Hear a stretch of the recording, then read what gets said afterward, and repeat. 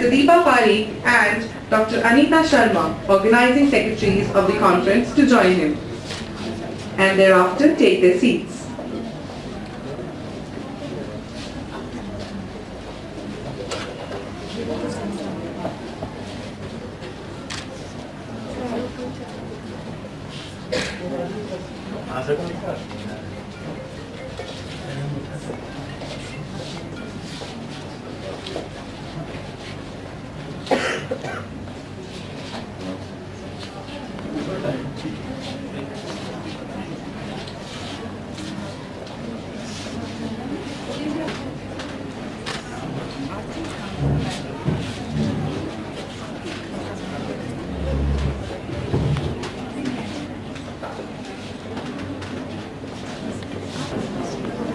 We begin today's program with invocation to Goddess Saraswati.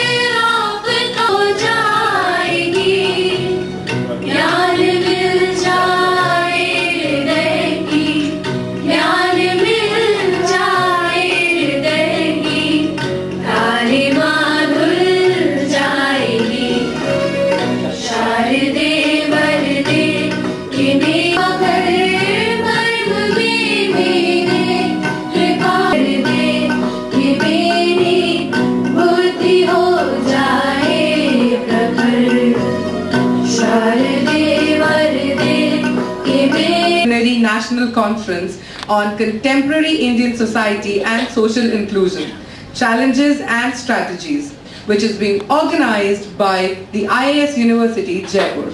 Social inclusion is becoming the focus of attention for both academicians as well as policymakers. It can be directly contrasted to the social exclusion, which has been a constant feature of Indian society since times immemorial, institutionalized in the form of caste, class, gender, etc. This conference aims to seek answers to a plethora of issues and to develop a broad understanding of social inclusion and thereby suggest strategies to engage and empower the marginalized sections. I once again welcome all the experts, resource persons and delegates to the conference at the IIS University.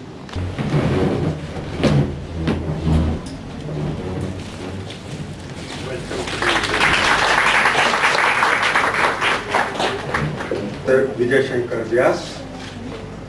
Our chief guest for this session, Professor Rakhi Gupta, Rector and Registrar of the University, Professor Nisha Yadav, Convener of the conference, Professor Deepa Parikh and Dr. Aarti Sharma, Organizing Secretaries, eminent resource persons, participants and dear friends.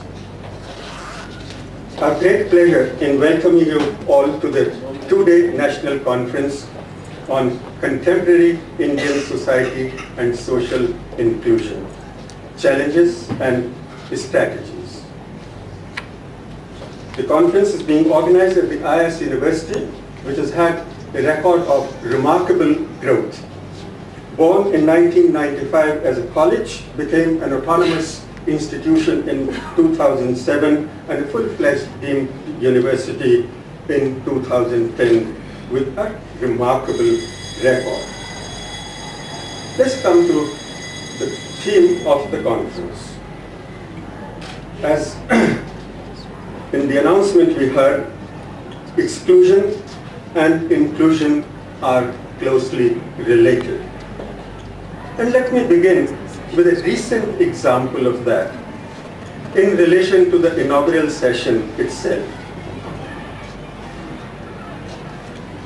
Until 2 days ago, the inaugural session had a couple of more speakers besides Professor Vyas. Then 2 speakers decided to practice exclusion. The convener of the conference was faced with a challenge and had to think of a strategy to get around the problem and had to think of an inclusion. And so I was roped in. Now I had a challenge on my hands. A man of literature, given the task of saying a few words to an assembly of expert economists and sociologists. But help came from completely unexpected quarters. The domestic help who works in my family. This lady, a migrant from Bengal, told us of a problem which turned out to be a concrete, a fine example of social exclusion.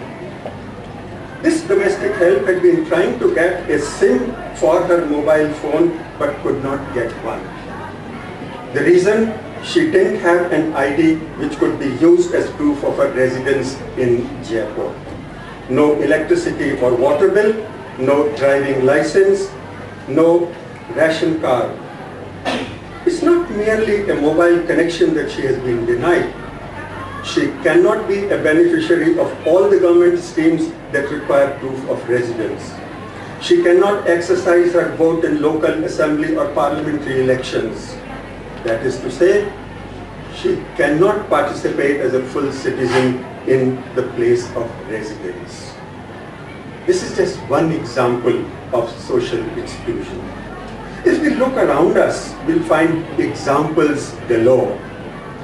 Social inclusion is thus a theme of immediate and great concern to our Indian society. Social inclusion is vital because inclusive societies grow more equitably and are less likely to face conflict and dissonance. My colleagues in the Department of Economics tell me that Indian economy has recorded high economic growth rates in recent times. But the benefits of high economic growth are eluding a large section of Indian society, leading to a broad recognition of the importance of social inclusion. As I understand the term, inclusion does not mean, and excuse me for emphasizing this, inclusion does not mean forcing people to hide or deny their differences. On the contrary, it means recognizing and celebrating those differences. It means working towards an inclusive society where everyone is valued and respected. To put it a little differently, inclusion has a sibling, and that sibling is accommodation. Accommodation makes social inclusion possible, and its importance in today's society grows by the hour as we come to terms with the meaning and implications of the concept. The meaning of accommodation is continually evolving, and as it evolves, its scope broadens to reflect contemporary values, the values of today's society. When we talk about accommodation today, we are not solely referring to accommodation in terms of persons with physical and mental disabilities.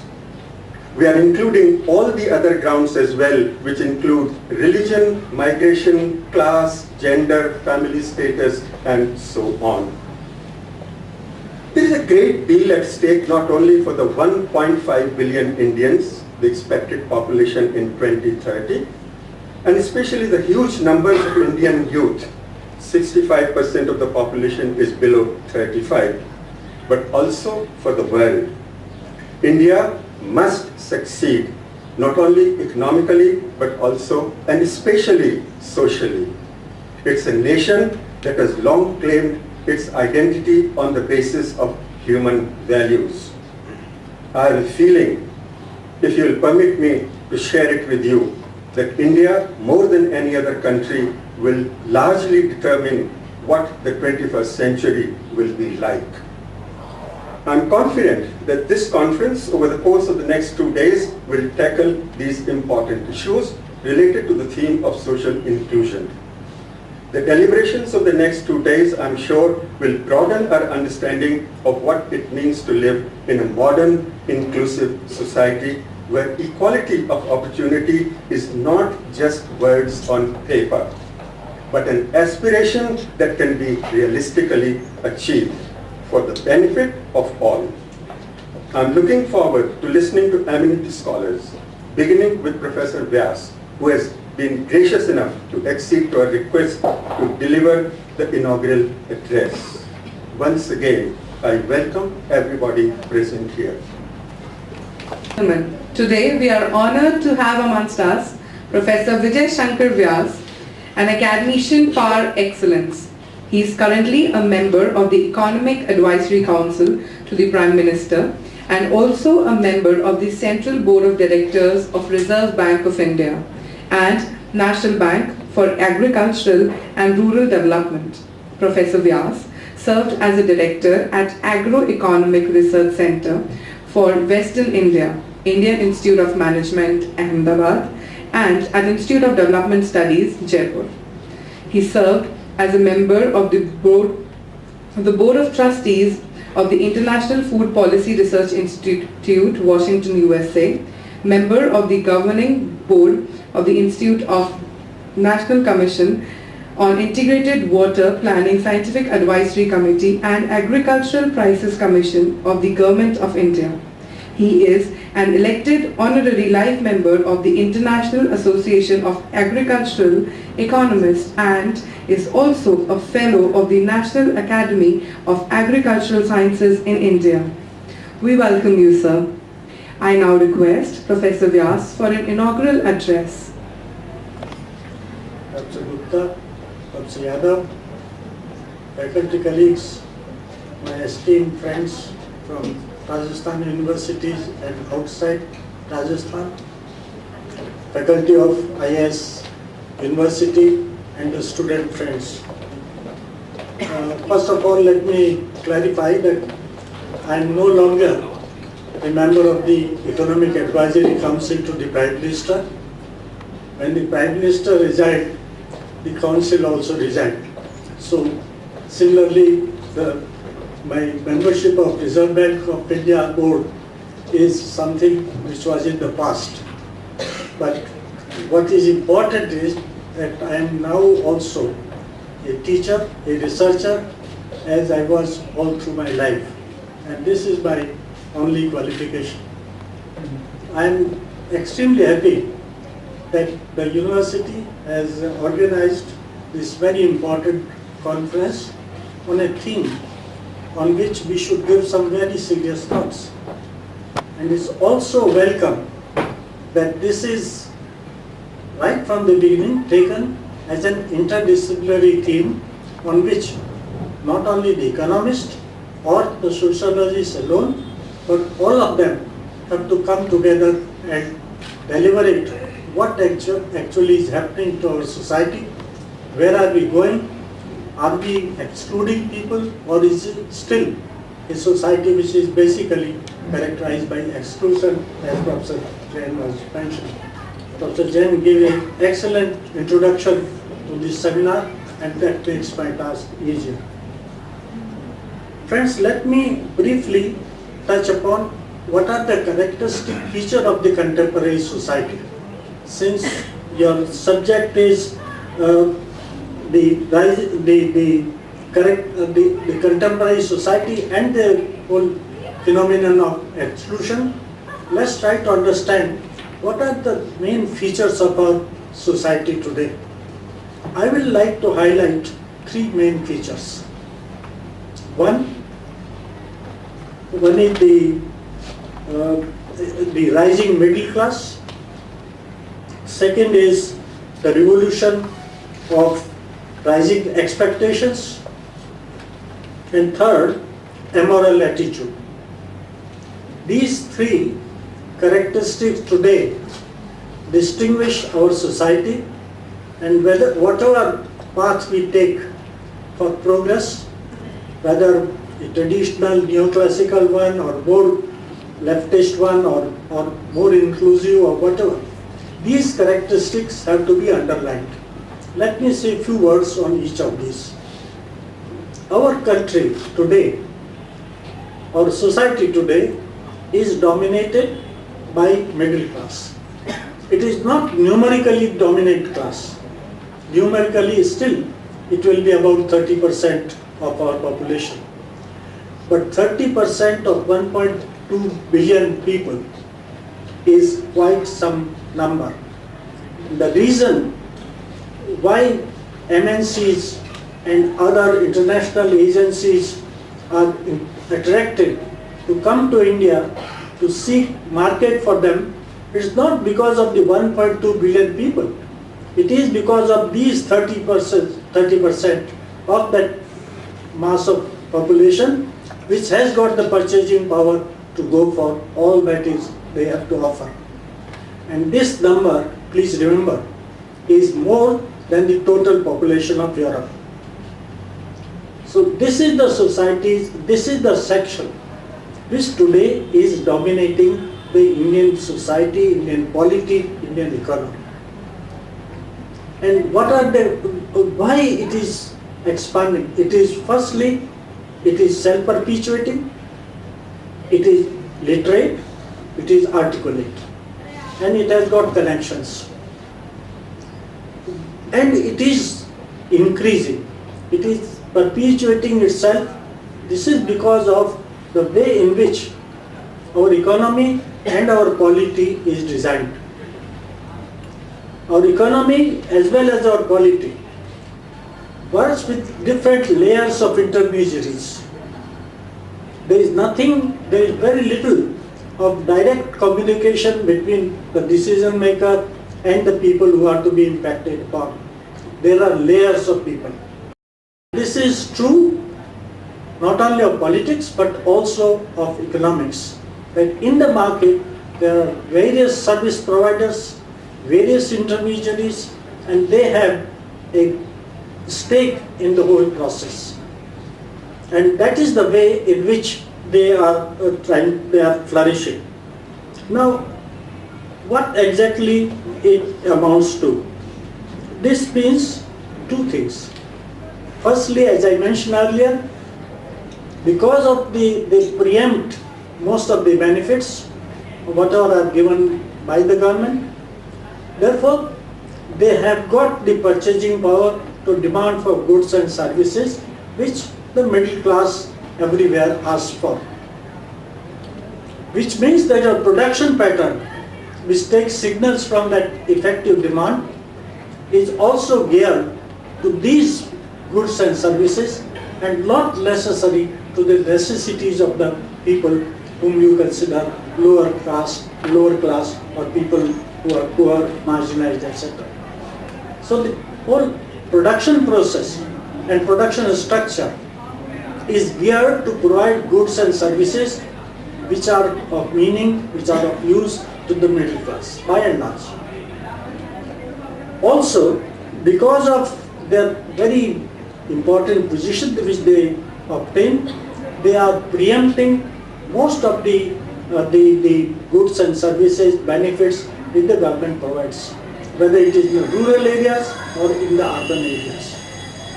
In history, there are instances where middle class acted in the vanguard of change middle class expanded the orbit of growth. Not more and more people in the orbit gave benefit to very large number of people. Unfortunately, in our country, the middle class today is basically preempting the goods and services meant for other sections, but is not contributing that much. This is a major thing which and since we all belong, I believe, to middle class, we should introspect and see whether it is the fact or not. That we are articulate, we are organized, we have got connections, and therefore the system is controlled by us. The second feature of our society today is this revolution of rising aspiration. Wherever you are, whatever station in life, the aspirations have gone up, and it has gone up for a variety of reasons. First and foremost is the accessibility and communicability. Because of the whole network of roads and communication, and more importantly, because of the visual media, it is possible for you to look into how the other people live, and most of the time what is depicted in these visuals are upper class people with their own style of living, and there is therefore an incentive to copy them. And we have also tried to get as much as possible to come as close to this particular class as possible. This aspiration is not only in the urban areas or in certain sections of the people. It is very widespread. It has good points and it has bad points. But let me say that even in rural areas, the aspiration levels have increased to the same extent as in the urban area. And one of the contributory factors, and we should really again think about it, why this is happening, is the formal education. I have seen, since my main interest in the rural economy, I have seen that there is a widespread availability of formal educational institutions all over the country. Primary school is at a walking distance. Every tehsil will have a college, and the college and the other institutions of higher learning are galore. The rural areas have also their share.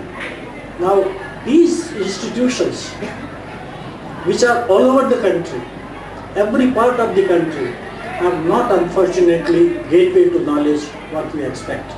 We expect the education to be the gateway of knowledge. This is not a gateway to knowledge. This is an institution where, with very imperfect sub-quality knowledge, people still are made to think that they have to aspire for bigger things. One of the things which has happened is that the young people do not want to go for the traditional occupation, including agriculture. In agriculture, there is a very big phenomenon of feminization. Women taking more and more interest in the running of the agricultural economy. But there is another phenomenon which has not yet been caught up by the analysts, and I am very sure that this will happen in time to come, is the age profile, changing age profile in agriculture. It is only the elderly people which are going for the traditional occupations, and young people, those who are even 6th, 7th, 8th standard or past, they would not like to go and work on their field. This rising aspiration is something which has again swept the whole country. It is not all that bad. It has also meant, in some section at least, some enthusiasm to work, to achieve, but in many cases it has deluded people by saying that this is what they should be, and if they are not getting it, there is something wrong. So this feature, which has got both the positive implications as well as negative one, is something which is of very characteristic of our society today. A third and rather very disturbing feature is that our society is becoming amoral. I would not say immoral, they are becoming amoral. There is no concern for values, whatever might be those values, whether it's traditional values, whether it's revolutionary values, whether it's new values, but our society today is becoming more and more abhorrent. And today, if you see the widespread corruption, for example, in the society, it is because people do not have the conscious pinching them that there is something wrong. They say, if it is, well, at best they will say, I will try to not do any harm knowingly, overtly. But they will connive very easily with all that is going on wrong in our society. And this again is something on which we should try to think. Why this has happened is also very interesting. Partly it is because of our wrong interpretation of the Western values. When we talked of secularism, modern values and so on, we didn't go to the depth of these values. And only superficial adherence, which meant negating our traditional values but not substituting these by values which are more germane, more relevant for our society. Now, by Western values, if there are certain things which are not desirable, there are some excellent qualities. I have lived in Western society for a number of years, and I can tell you, the amount of respect for an individual they have is something which we do not have. If a secretary and a boss will be on same footing, of course there are class differentiation, there will be, when you really go to depth, there will be very serious differences in their standard of living and everything. But in day-to-day conversation, the secretary will give the first name and the boss will also joke with them. And there are several examples which I can quote you of the Western society. I was once traveling in one of the European countries in a car, and since I was member of a so-called high-power delegation, so the minister was with us. So both of us were traveling in a car, and the football match was going on in that country. It is going back, it is in one of the Balkan countries. And people there are fanatic about football. So in our journey on the car, minister and the driver started talking about the football. And they differed violently. And they defended their own teams. And it was going on for quite some time. I cannot imagine anyone in our country tolerating this. This is the value, labor for example. I remember when I was in Gujarat, the Peace Corps people used to come, and I asked someone what his parents are doing. He said, no, most nonchalantly, my father is a janitor. Janitor is something like your caretaker and a sweeper, in between. He had no hesitation, he didn't make any fuss about it. If you ask somebody in India, they will trace my grandfather was Diwan of that, my great grandfather was merchant prince, so on and so forth. This confidence in one's own ability and not trying to depend on your ancestry is something which is of Western, which we should emulate. But we do not think of those values. We think of values, their craze for materialism, their immoral attitude in various things. This is what we try to emulate. So these three characteristics of our society are today coming in the way of really an inclusive growth. Inclusive growth has been an objective of at least our economy, right from the planning period. We used to call growth with justice, we used to call sustainable growth, and this 12th plan it was explicitly mentioned we want growth, inclusive growth, where everyone partakes in the benefits of growth and contributes. This was something which we are emphasizing all the time, and yet all of us know that we have not been able to achieve. The examples given by Dr. Jain about this domestic servant is not a rare example. It is something which is a rule rather than an exception for a very large section of society. So we have not been able to achieve this. To my mind, the basic features of our society are mitigating against the establishment of an inclusive growth and inclusive society. But if I have given you an impression that everything is bleak, I would be wrong. There are also some very positive signs which we should try to understand, underline and encourage. First and foremost, I would say, is a fringe in society in all sections, which is struggling, striving for inclusiveness. In every section of society, rural, urban, even middle class, upper class, lower class, there are people that fringe, and there are examples sitting here, who are, irrespective of their position, are trying to do something which is of universal value. Such people are few, but they are there. And it's not only in our country, this is happening all over the world.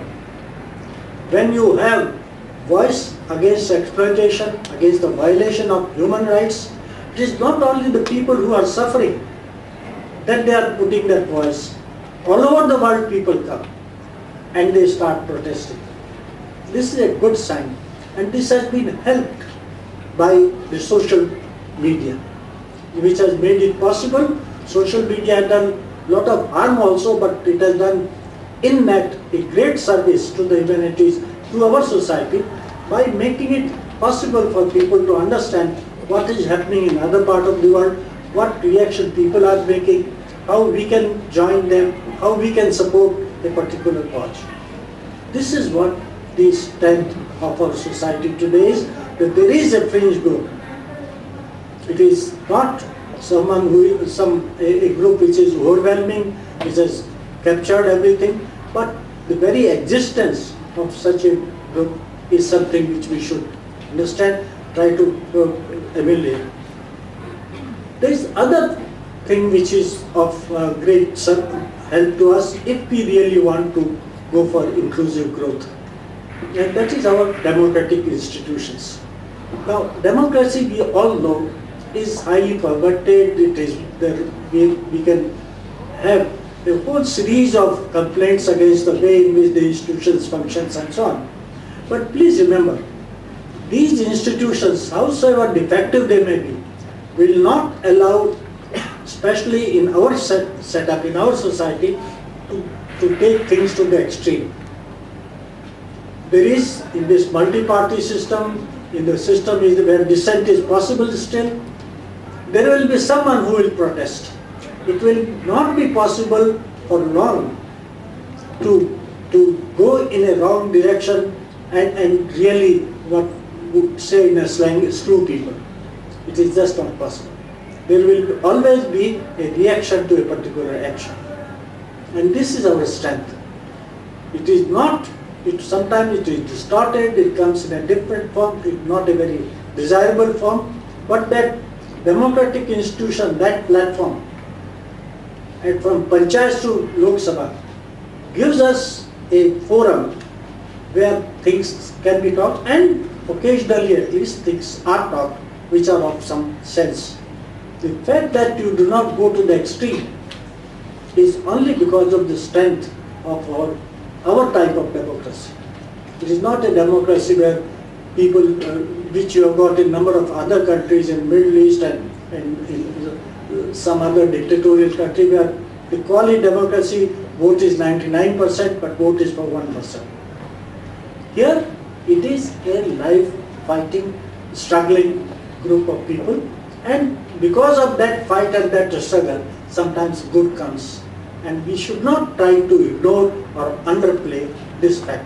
That our institution, democratic institutions, are a great asset to us. Third major asset that we have got today is a very alert press. It is not that every press, there are also racks of papers, there are people who blackmail with their control over their press and so on. But by and large, if you look into our press, you will find it lot more independent, lot more constructive, lot more investigative. It becomes very difficult today for someone to go unsketched if something wrong is happening over a long period of time, over a large scale. Some other, the press will catch. Sometimes they go to the other extreme, they take innocent people also in their graph. But by and large, this is an alert press. And also, if you are looking into the press from other countries, you will find that at least at the national level, the quality of our press is also very high. So we have not to be think ourselves totally useless, or that we are having a useless press or press which is just a handmaiden of the capitalist and this, that and other.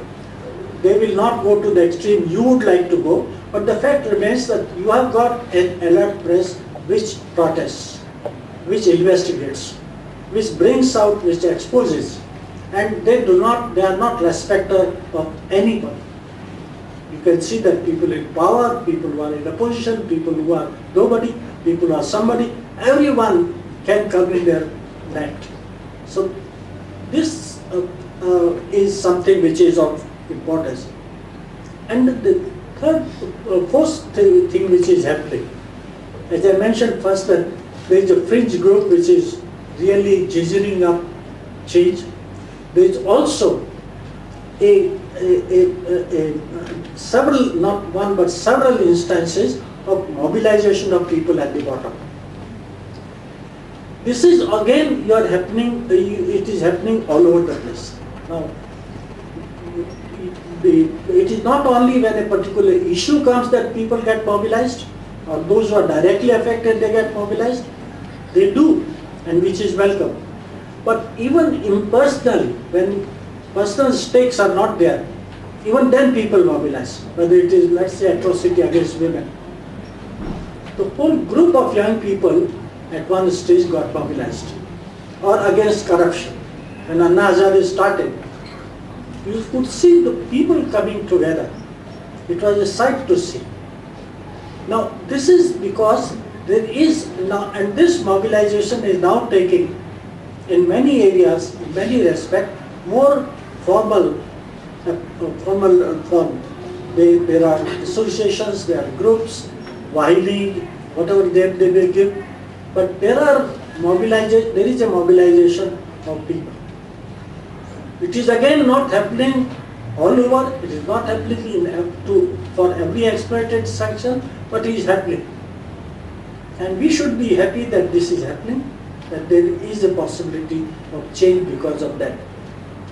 Finally, I will say, in a society like ours, when you are talking of inclusiveness, the concept will be discussed by my learned friends here more in greater detail.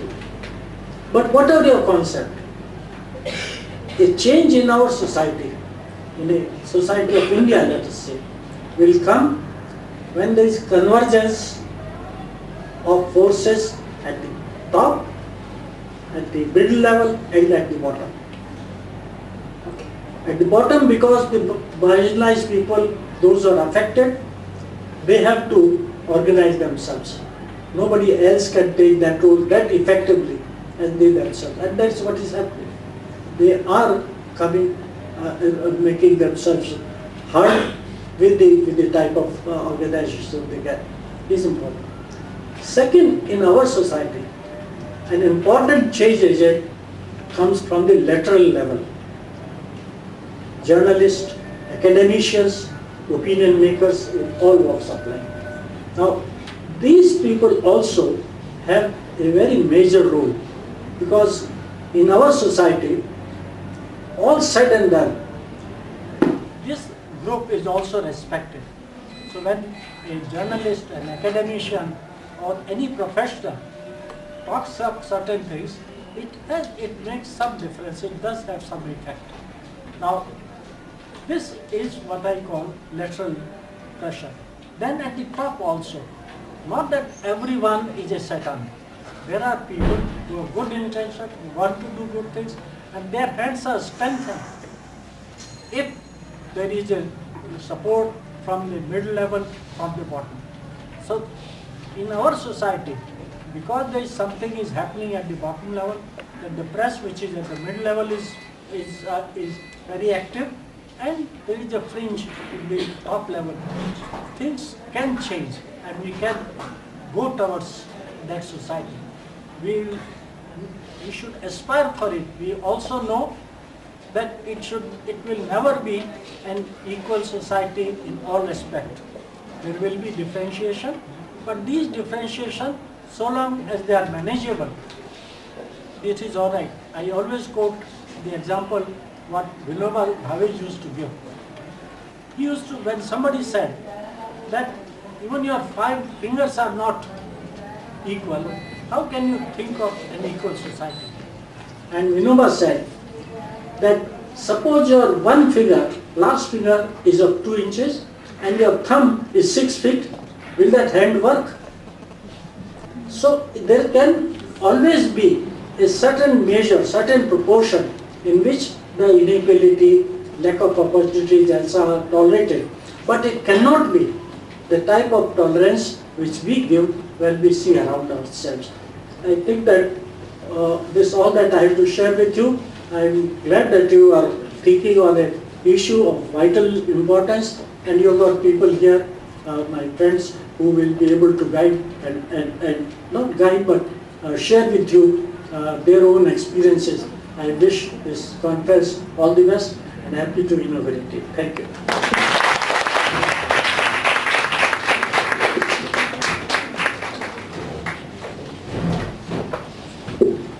Thank you, sir. Lest you forget, a token of our remembrance, To my heart. I now request Professor Vyas to kindly release the book.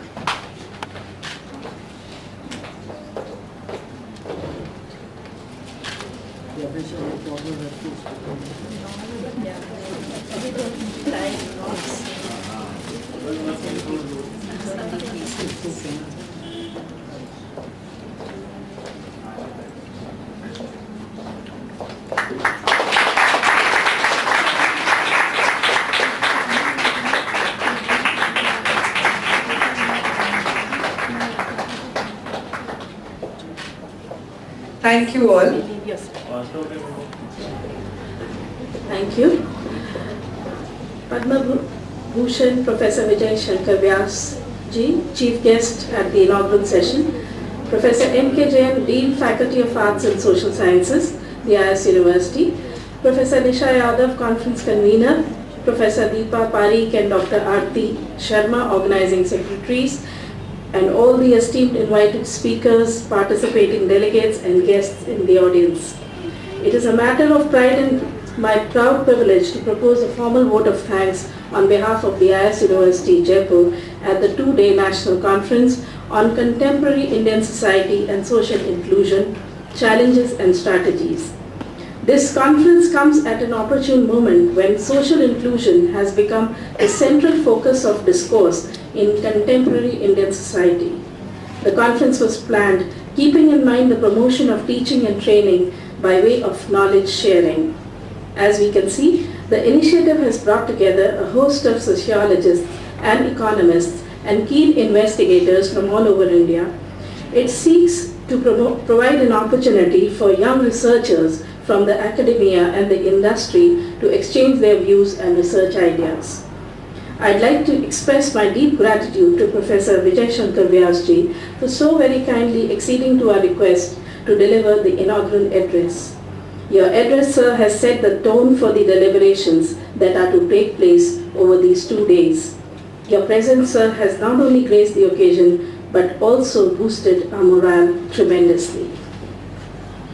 I am thankful to all the invited speakers, academicians, delegates and students who have come from far and wide to attend the conference.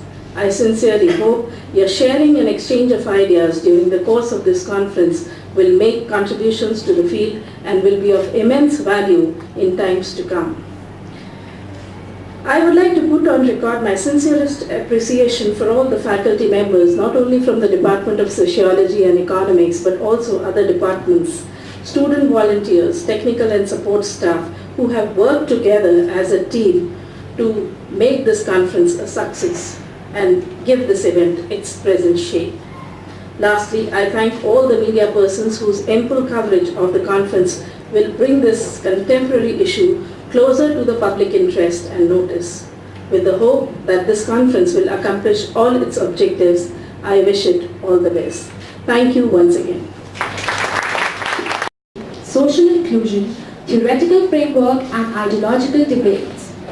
The chairperson of this session is Mrs. Asha Kaushik, Professor of Political Science and former Dean, Faculty of Social Sciences, University of Rajasthan. She has taught political science for over 40 years. Her specialization is in the fields of political theory, gender studies, Gandhian thought, Indian politics and developmental studies. She has published 10 books and various research papers in national and international journals. We welcome you, ma'am. I request Professor Nisha Yadav to present floral. Good morning, friends. I am happy to be here with you all. I am grateful to the organizers of the seminar to have given me this opportunity to be with you and share some ideas. I find the beginning of the seminar quite thoughtful. As it should, the seminar begins with theoretical framework or frameworks and ideological debates. We have Professor Rajiv Gupta with us, and I would say that it is the right beginning of the seminar because Professor Rajiv Gupta is well versed with ideological ramifications of social exclusion, of deprivation, marginalization and possible remedies. We also have a number of oral presenters. The list includes 8 persons. So if we all agree democratically, I would request Professor Rajiv Gupta to speak for about 30 minutes. He can take a little more as well. And each oral presenter, if they can summarize their views, say between 5 to 7 minutes, not exceeding 10 minutes in any case, then I'll have some time, 5 to 10 minutes, to share my ideas with you as well. So without wasting any time, I would invite Professor Rajiv Gupta to begin his presentation. Professor Gupta.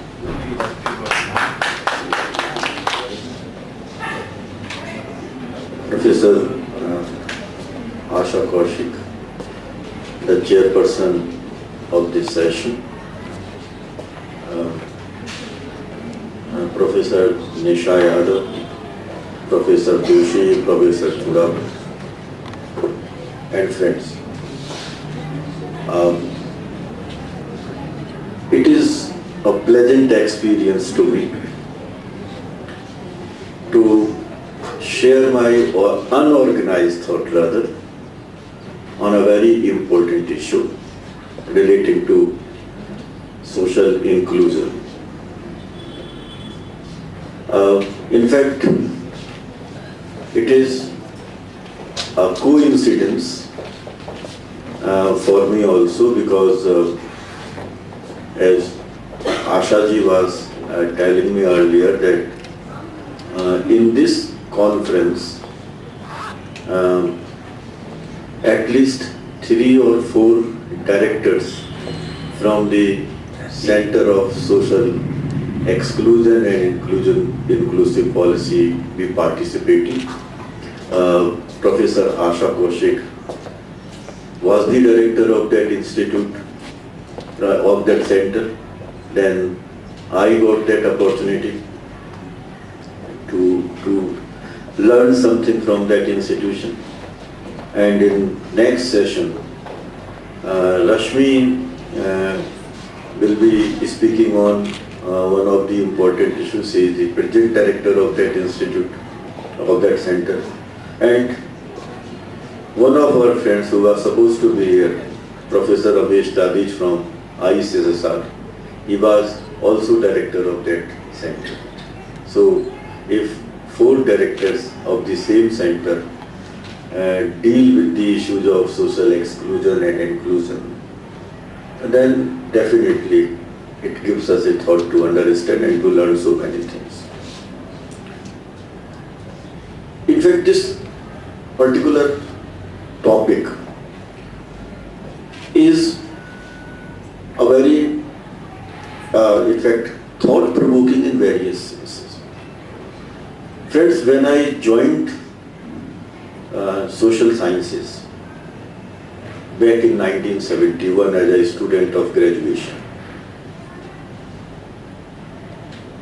there was no concept like social exclusion, social inclusion. We never heard.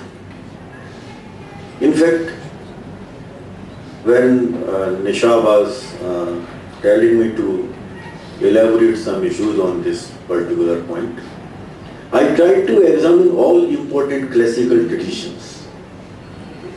All classical traditions, right from Aristotle to Marx. I have not found any organized view on the concept of social inclusion and social exclusion. We find concepts like conflict, oppression, exploitation, even the concept of marginalization, atrocities, but hardly we find any introduction on these issues. And till 1973, means up to my post-graduation, my teachers never discussed these concepts. So, why there is a need to talk about social exclusion and social inclusion at this stage? This is a very important conceptual issue.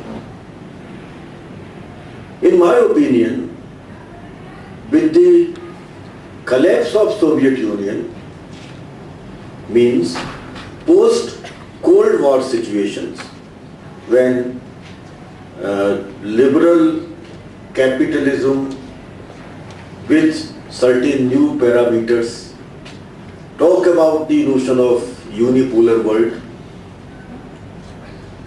They discuss upon the premises like end of civilization, end of history, end of rationality. Suddenly, the concept of exploitation is replaced by exclusion. The concept of socialistic model of society, which was talking about an inclusive kind of developmental model where there will be no inequality between working class and the bourgeois. It means a formation of classless society. Now the classless society, this model in fact is the revelation of the inclusive growth. It is the revelation of the inclusive development. But if you talk about socialistic model of society, it hurts neoliberal bourgeois. It hurts market forces. It hurts various sections of society. Because of the simple reason that they do not want to come out with this argument that look, there can be a possibility of a political system operated by the deprived sections of the society. So, to reject alternative political models, the notion of exclusion and inclusion comes into existence. Because the concept of exclusion does not talk about exploitation. It does not talk about deprivation. It does not talk about atrocities. the term exclusion means to keep people out. This is the literary meaning. Left out. It means certain sections of society, right from the beginning of human civilization, because of several regions of intentional or non-intentional nature, were given opportunity to make effective participation in development. Either they were not interested to have participation, or they were not allowed to participate in the developmental process. As a result, they constituted one section which in present terminology is known as people at margin, the deprived sections of society. Now those deprived sections of society in Marxian terminology constitutes a cheap workforce, the proletariat, the working class which is operating in unorganized sector and the working class which is operating in organized sector. Now this working class constitutes the deprived section of society or people at margin. If you do not allow them to make effective participation in developmental process, it will be a lopsided development. If we use Marxian terminology again, if proper opportunities are not given to this section of society, then you cannot generate surplus capital, which is the significant source of exploitation. So what to do to generate that surplus capital?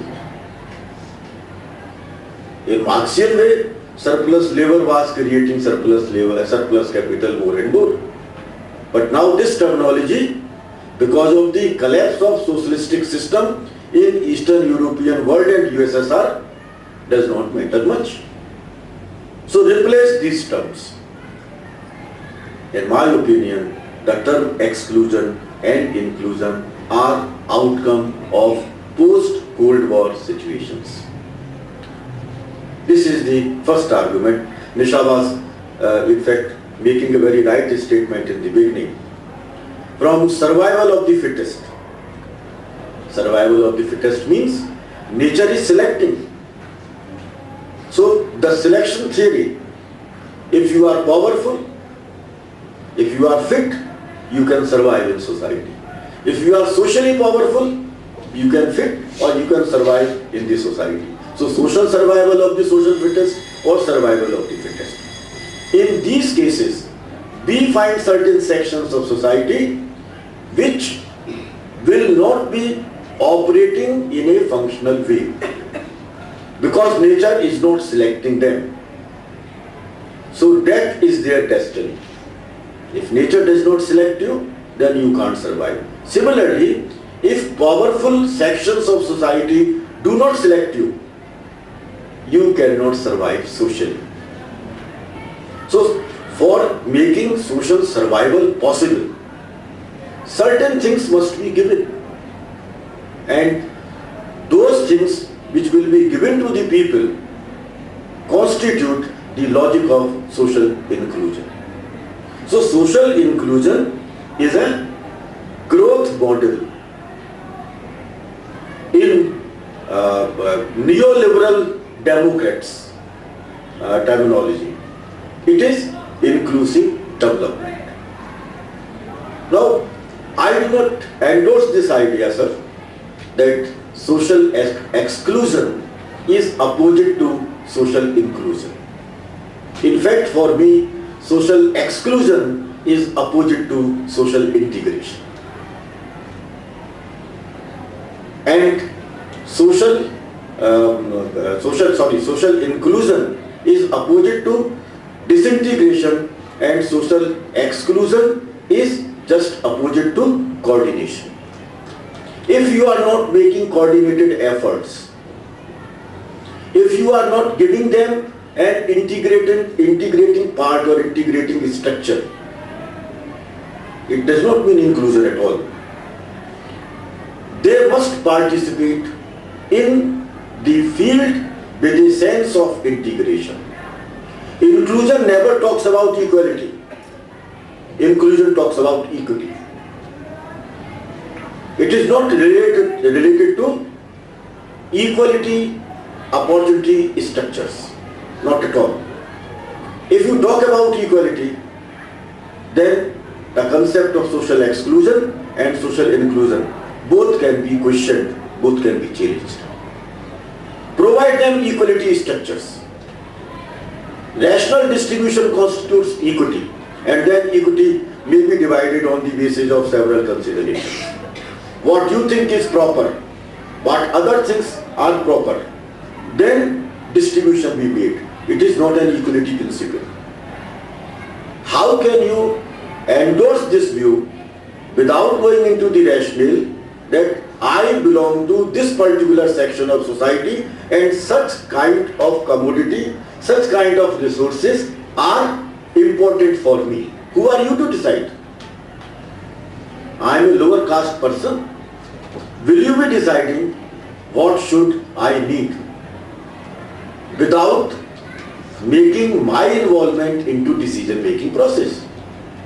So I am not party in the decisions, but you have decided such kind of procedures by which opportunities will be given, resources will be distributed, and it will be considered as an inclusive development. I am giving you an example. Professor Vijay Shankar Vyas ji were talking about three important components of Indian society, rather contemporary Indian social system. Rising middle class, it was one of the important arguments of Professor Vijay Shankar Vyas. Rising aspiration was another argument, and a moral attitude, it was third.